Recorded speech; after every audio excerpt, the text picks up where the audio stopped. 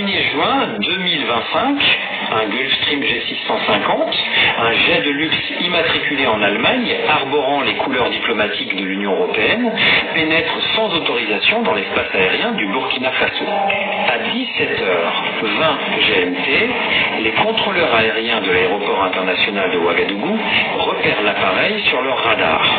Les manœuvres de l'avion sont immédiatement suspectes.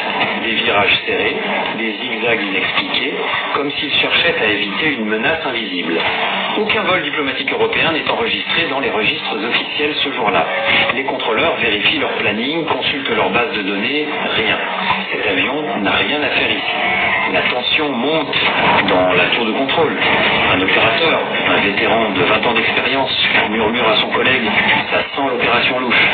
Soudain, le pilote de l'avion contacte la tour, sa voix teintée d'un accent allemand marqué. Ici, vol diplomatique européen, urgence technique majeure. Demandons atterrissage immédiat sur Ouagadougou. Sa voix tremble légèrement, trahissant une nervosité inhabituelle pour un pilote expérimenté. Les contrôleurs burkinabés échangent des regards méfiants. Quelque chose ne va pas. Ils alertent immédiatement la présidence en urgence absolue. Au palais présidentiel, Ibrahim Traoré, 36 ans, est en pleine réunion avec ses ministres, discutant de la lutte contre les groupes armés dans le Sahel. Lorsque l'appel arrive, il interrompt brutalement les débats. Son instinct militaire, affûté par des années de combat, et une formation anti-aérienne au Maroc s'éveille. Traoré, ce fils de paysan de la province de Moumou, devenu un leader panafricaniste inspiré par Thomas Sankara, sait reconnaître une menace. Un avion diplomatique européen non autorisé qui demande un atterrissage d'urgence, répète-t-il, les sourcils froncés. Il convoque son état-major dans la minute. Dans la salle de crise du palais présidentiel, l'atmosphère est électrique. Les écrans géants affichent des cartes de l'espace aérien, des données radars et des images satellites. Le commandant de l'armée de l'air burkinabé, un officier à la moustache grisonnante ayant combattu dans plusieurs conflits, prend la parole. Cet avion n'est pas un inconnu, annonce-t-il, projetant une série de photos satellites sur l'écran principal. Les images sont accablantes.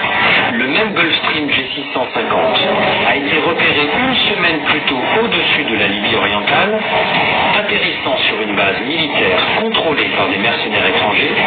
Un silence lourd envahit la salle.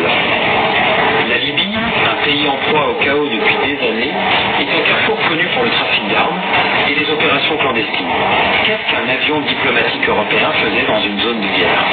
Traoré, avec son esprit analytique, formé à la géologie, et son passé de militant marxiste à l'université de Ouagadougou, ne croit pas une seconde à une coïncidence. C'est une opération secrète, déclare-t-il, sa voix ferme. Ces années d'entraînement anti-aérien au Maroc lui ont appris à ne jamais sous-estimer une intrusion aérienne non autorisée. Le président prend une décision qui va changer le cours de l'histoire. Il ordonne l'interception militaire